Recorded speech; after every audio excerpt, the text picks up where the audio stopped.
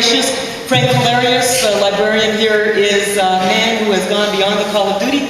May we give him a hand.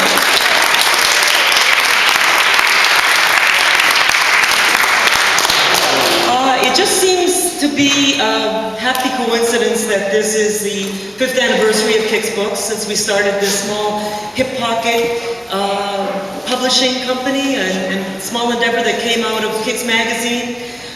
My husband Billy Miller and I started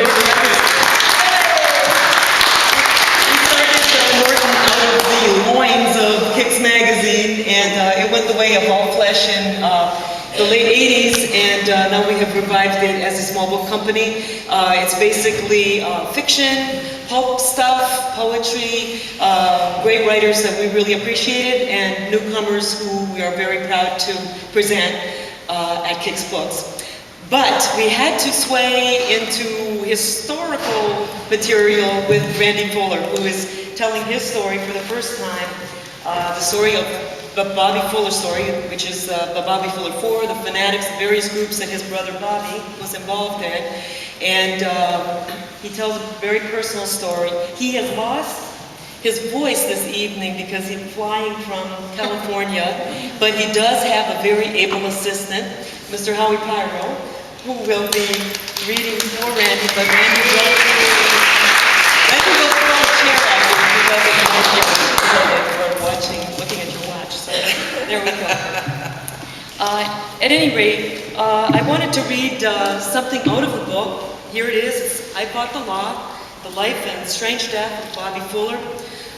It's not such a strange life, but it's an unexpected life. And any of you who think that you know what happened in the short career of Bobby Fuller and his brother and bandmates, we have Dwayne Clerical over here as well, who is the other member of the section.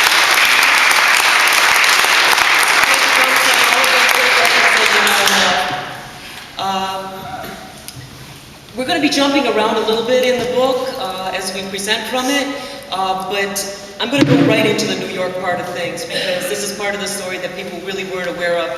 The group went on tour in 1966, started in April of '66, and they ended up back in California in July, and then Bobby's life ended.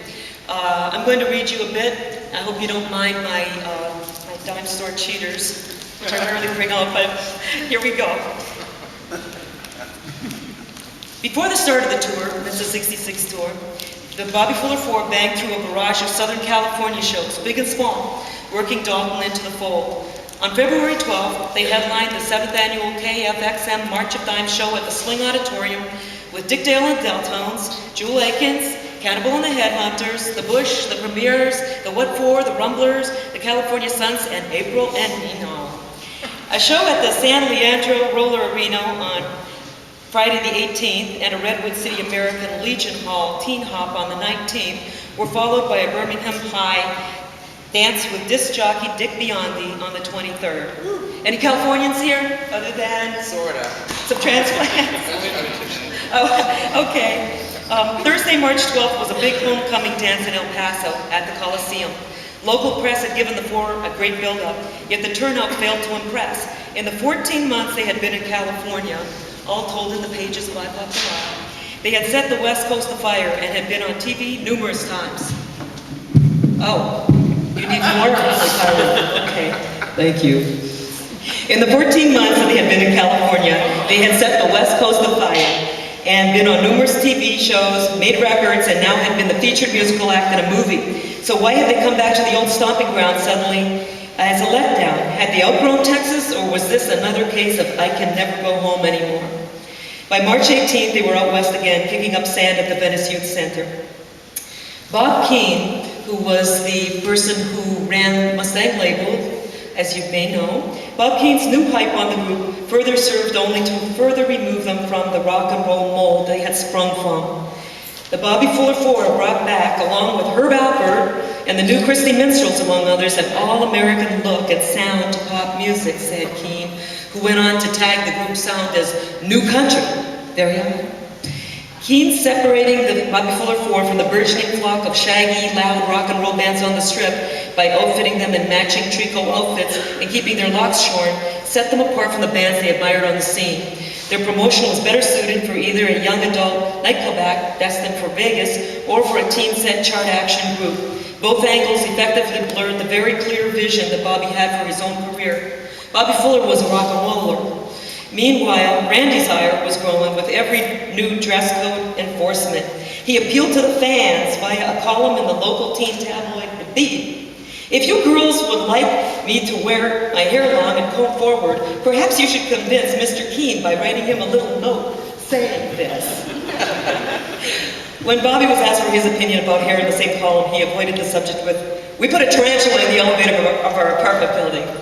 That new apartment building was a pad at 1776 Sycamore, just around the corner and down the block from Grauman's Chinese Theater, with a view of the Capitol Tower building for inspiration.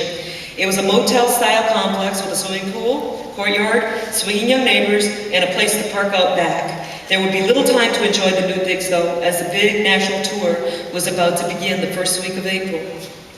The four kicked off the first leg of their junket on April 9th in Grand Rapids, Michigan, flying in from Los Angeles to meet with their newly appointed road manager, Rick Stone, Bobby's sometime co-writer, Mary Stone's son, whose first task had been to drive a van full of guitars, amps, and drums 2,000 miles north as the crow flies. Rick picked up the band at the airport, and as they headed into town, they saw a roadside drive-in theater sign glowing, "The Ghost and the Invisible Bikini." "We were so charged up about it," he said, promptly turning the van up into the entrance. "I told the guy in the ticket window that I had the Bobby Fuller 4 with me, and he couldn't believe it. So Bobby and the guys started singing I Fought the Law. The kid flipped and let us right in." That night's Michigan show and dance was the first time any of them had been in the Midwest, and they were glad to see their fans were singing along to the words and asking for autographs and pictures. Next stop for the four was the East Coast. They were scheduled to play the Gene K show in Philadelphia, but instead ended up with DJ, the geeter with the heater, Jerry Blavitt, who recalled having a blast with the four. "Those guys had so much talent, so much going on for them," says Jerry, adding with a pause, "I wonder whatever happened to them." I guess nobody told Jerry. A dance in South Amboy never materialized, and instead, the first leg of the tour took them back west through New Jersey with DJ Gene K back in tow, as he ran a circuit of dances in Philly, Bethlehem, and Allentown. They played his hop in Notre Dame Bandstand at Notre Dame High School in Bethlehem, and at Castle Rock at Dorney Park, Allentown, before heading to Pittsburgh to play. Also on that bill were the Shangri-Las. Farther inland, they played Cleveland, Detroit, and Chicago, all the while drawing great crowds with the success of I Fought the Law, and also with Love's Made a Fool of You, which was starting to dent the Midwest charts. Local television appearances included a live performance on Clevelanders, the Jerry G and Company show, which I think some of you might remember. Jerry G went on to become the horror show host in Chicago. At any rate, I digress. The Chicago Blast was at Dick Clark's Teen Fair, held outdoors in the old stockyards. It was pouring rain, but the show went on. Due to a booking error, they ended up the following night in La Crosse, Michigan, instead of in Madison and Pearl. And the band did not find out about it until they were in the wrong town. Bobby ran down and found me having the truck worked on in a welding shop, and we just tore out of there, said Rick. We zigzagged all through the construction that was going on in town and managed to pull in there. When we got to town, the bad moods were set by these football players, 6'6", 6'10", weighing about 300 pounds apiece, coming at us saying, "You're late and we're pissed off, so you guys better be good or else we'll kick your butts." One of the guys said, "Yeah, the Turtles played here last week and they sucked. You better play better than they did or we're gonna kick your butts." Sorry, Sam. I was trying desperately to get the gear unloaded, so I yelled, "Well, if you guys want us to play, come help us." And they did. They pushed the PA speaker in, and it took two of us to carry them through and over their heads through the crowd. We were set up and the band was playing 20 minutes. Bobby hit those big chords of Peggy Sue and they were amazing. It was the most amazing gig that Bobby Fuller 4 ever played. 1 5-minute break was all it took. It was something else. They played past curfew. The kids loved them. The guys hightailed it east, this time into New York City, skyscrapers and everything. They were booked for a 2-night engagement starting May 2nd at a trendy new nightclub called On Dean, 308 East 59th Street, which had just opened on April 16th with the Remains on tap. It would soon become a favorite of the Warhol crowd, a legend place where Jim Morrison of The Doors had gazed upon Gerard Malanga's leather pants and drew inspiration for his own more sophisticated later wardrobe. Ondine was one of a big rash of new discotheques in New York City, which included Sybil Burton's Jet Set Hangout, Northrop, the Downtown, Jude Hellers, Clay Coles, Scott Muni's Rolling Stone, Harlow's, and the Phone Booth. The Happiness, which was Hong Kong style, the Cheetah, Murray the K's World at Roosevelt Field, Long Island. During that New York stay, the Bobby Fuller 4 was photographed for a fashion layout in 17 magazine with a bunch of pantsuit models looking very stern and arrogant.